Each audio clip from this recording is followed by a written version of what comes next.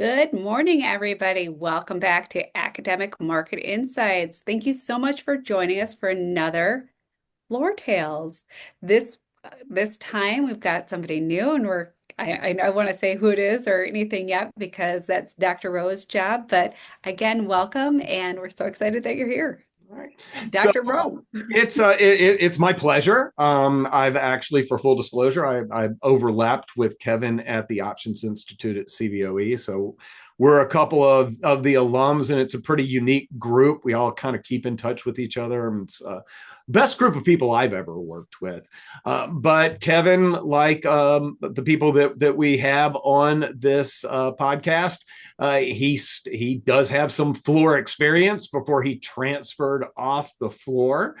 So I'm going to let him introduce himself and just give us an idea as what your path was to the trading floor. And which floor were you on in Chicago? I know, but nobody else does. All right. Well, first of all, thank you for that. To say we overlapped at the Options Institute is understating your role and the importance you played in bringing me along there. So hopefully I get a point to elaborate there. I'm excited to be here. The question that we're kicking off with is how did I end up on a trading floor? So I was in college in the mid late 90s and studying finance and political science. And in my mind, I was going to go to law school. And I finished up school in 99 and I was studying for the LSAT and I grew up caddying. Now, I got to go to college debt free as a function of being a caddy. I was awarded an Evans Scholarship, which is through the Western Gulf Association, and I could go on and on about my appreciation for that.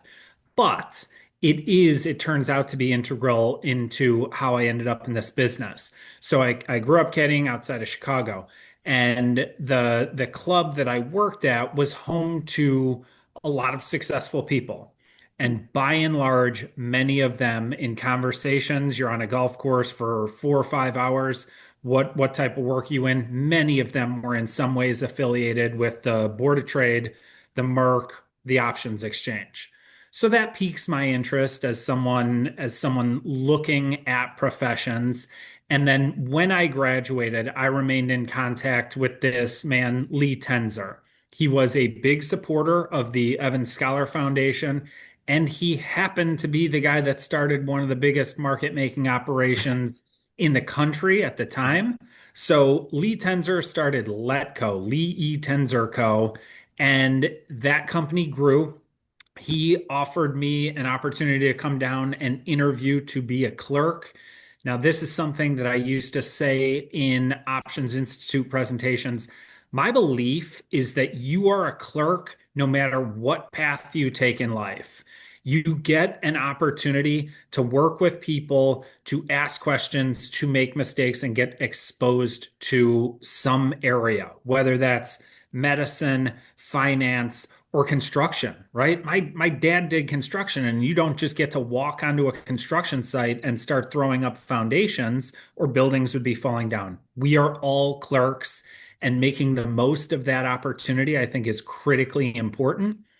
I did that, which is essentially whatever the team needs for the better part of a year, but you're learning. You're Mhm. asking questions. You're generally picking up on the language that's native to the business. That's another belief of mine is that there is terminology that is used in every field, and being able to pick up on that language is important. Mhm. So that happened over the course of a year. There was a bit of structured education within the firm. Eventually, you end up, either passing a membership test and showing some proficiency and getting backed. That did happen for me in late 2000. And so I started market making, managing my own sort of book of business in late 2000. I continued to market make on the Cboe and then on the Philex for a number Oh, of years.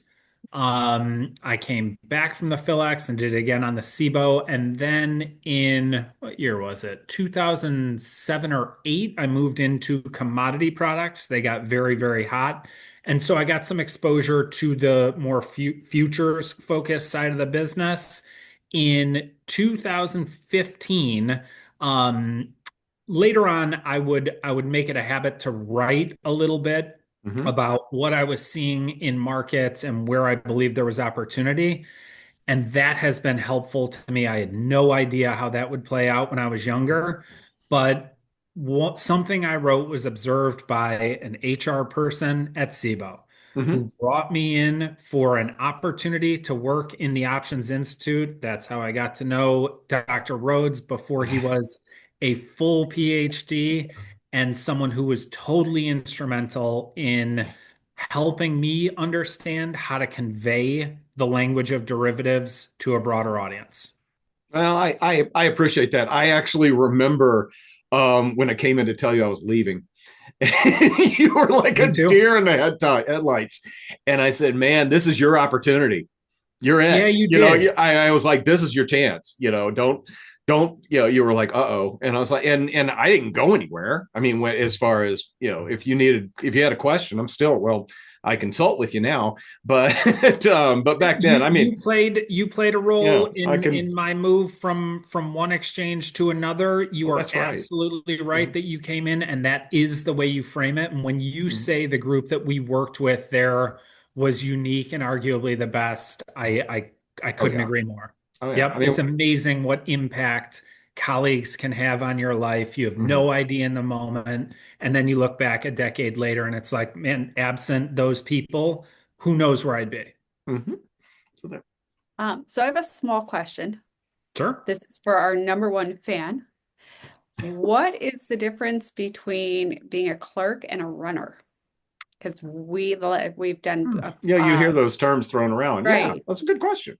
because That is a good question. This is my take, and I'm not necessarily saying it's the letter of the law. From my experience on the Cboe, runners were typically associated with brokerage groups where they would have phone orders coming in, and somebody that was licensed would have to take that order, and then it would have to get out to the appropriate pit. And they would too be learning the language associated with this, but it's about making sure that orders got to the right spot as fast as they could. As a clerk, at least within the trading firms that I'm familiar with, you would either be part of a group that was market making and managing risk and maybe like making sure their futures got executed or their underlying stock. In my case, I bounce between one sort of independent market maker and an upstairs group. Okay.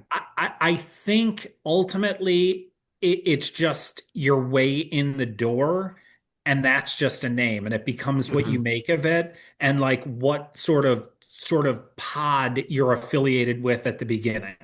Yeah. that's Just great. just having access to the floor, and it's like, I'm waiting for somebody to come on this program and say I wanted to go to the floor because I watch Trading Places. But the little speech before that Dan Aykroyd gives is pretty accurate with respect to just how bare bones capitalist the floor is, and it goes beyond just the kind of trading that we're doing. Passarelli talked about the whole making a market on how many hamburgers somebody can eat. That is pure capitalism, and it's trusting the other people are going to pay you. You know what I mean? And it was the money that he started talking about got into the thousands. Well, you You could know, kind of extend that into a broader conversation now about how prediction markets oh and the yeah, Yeah, value there, oh right? yeah, oh It was absolutely. just being done OTC, Hmm. to use sort of industry lingo. hmm But when you are forced to back up a conviction, a belief with your wallet, Oh yeah. that changes the sort of your conviction better be meaningful. Hmm. And right. so, yes, that is absolutely the case. I think it's a little unfortunate as an old guy that sort of entree doesn't quite exist the same way it used to 30 years Hmm. ago, but change is the constant. I got to go back to you for just a second, Russell. You were one that early on recognized the potential of the VIX and Mhm. the ability Hmm. for a broader audience to understand the power of volatility, what that measure told us, Uh-huh. and then how the tradable markets could be accessed, and look at it now, right? Yeah. And Yeah. so that sort of um that introduction and how it's made is so important, and Hmm. it is a bit different now. Like the pedigree that starts out in derivatives is a different one than it was 25 years ago. Sure. Yeah, it's more technical. I get the question, how do you do what you and I did from undergrads an awful lot? And you and I took a similar path. I finished college, and I spent all that time in college so I could fetch coffee for people and take pieces of paper from one person to another. I remember there's a guy that had his MBA from NYU, and somebody sent him out for lunch, and I heard him say as he's walking up, "This is what I paid $100,000 for a degree for," but the upside can be tremendous. And just being down there and having exposure to lots of very smart traders, lots of high-end firms, and having the opportunity to prove yourself is really one of the things that just doesn't exist anymore. I tell the students now, if somebody asks you to be a desk assistant or something along those lines, where you show up and you make sure everybody's equipment's working, you make sure the Starbucks is sitting in front of them in the morning, and you're constantly hanging around and trying to pick up as much as you can on what's going on, it sounds like a job that may be beneath you, but the upside to it and the access that you get along with it is well worth having to work a second job at night to live. Well, which the and salaries are I so low. well, and I've recommended working the overnight desk. Oh yeah, yeah, It's that's especially if you're a grad and you're like nobody else wants that shift.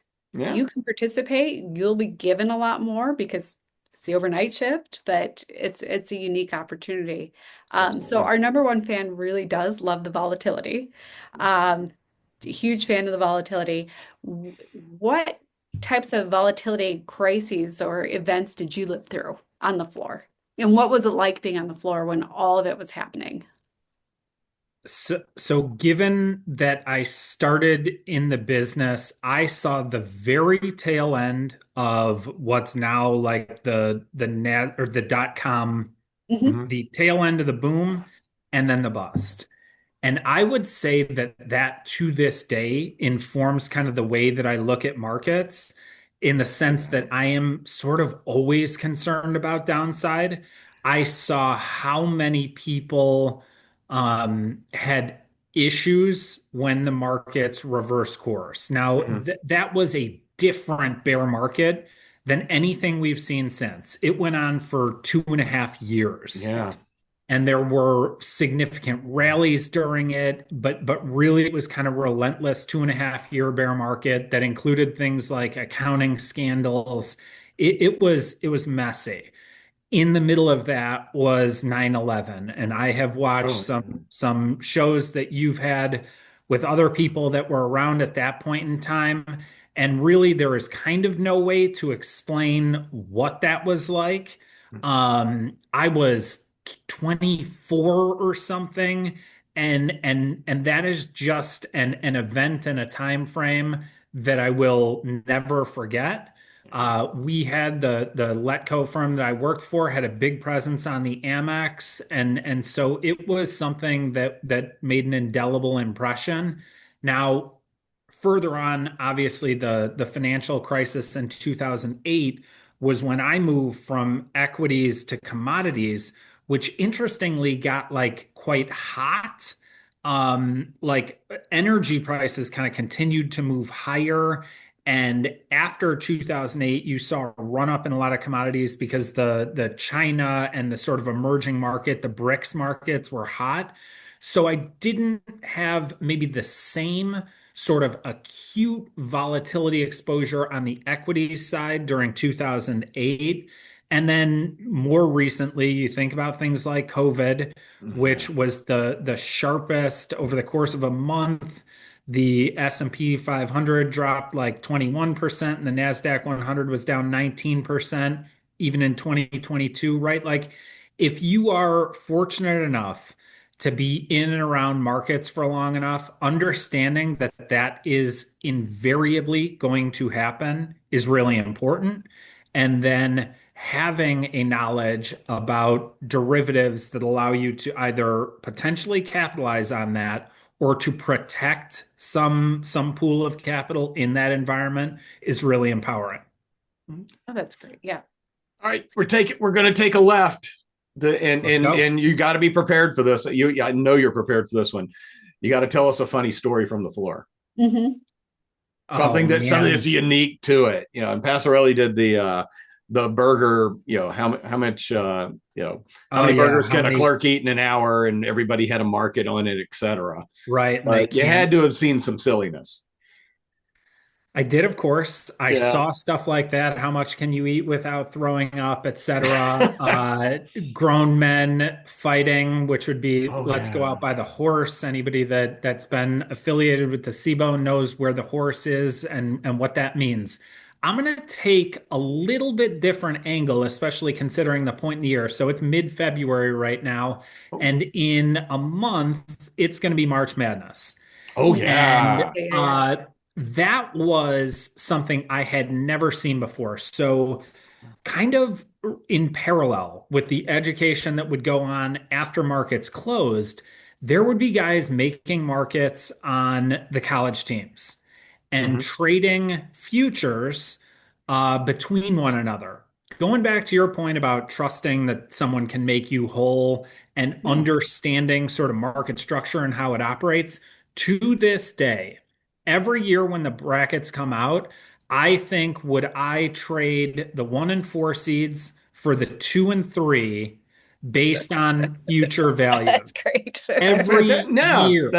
and that's how it worked. And when you made it to the round of 16, people were buying and selling. I actually I owned Memphis State when I was on the floor one year when they had a pretty good team, and or no, I had Duke.